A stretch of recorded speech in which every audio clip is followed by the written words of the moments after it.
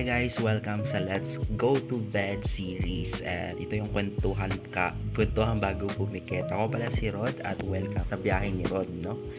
And ito pala yung simula ng ating yung simula bagong parte na bahagi ng biyahe ni Rod. So, since ito yung unang video ko rito sa channel na to, gusto ko i-share sa inyo yung paano ba magsimula.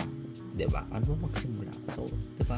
Yung mga struggles na yan, minsan may kaba tayo or di kaya minsan may mga tanong tayo sa isipan natin na may manonood ba nito or di kaya worth it pa to, no? So, pero na-realize ko rin na hindi ko naman malalaman yung sagot kung hindi ko talaga susubukan ito or hindi ako magsisimula ngayon. So, dito pala sa channel na to, dito sa series natin na Let's Go to Bed series, i-share ko sa inyo yung mga struggles, yung mga lessons na matututunan ko sa journey na to at yung mga bagay na baka sakaling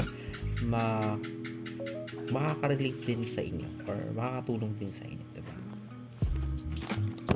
So, ayun yung vision ko pala dito. Yung gusto ko talaga dito, itong mangyari dito sa channel na to is, hindi lang siya basta kwento bago matulog. No? Gusto kong maging safe space din siya na parang nightly reminder na okay lang maging totoo sa sarili. No?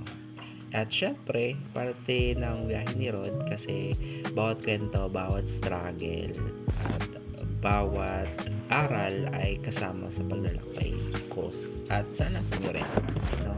Kaya ito yung simula, hindi lang siya series, hindi lang siya isang simple series at kundi isa siyang journey ko dito sa YouTube, no? At kung nakita mo yung video na to or napanood mo yung video na to ngayon, ibig sabihin kasama ka sa simula. So, ayun na po.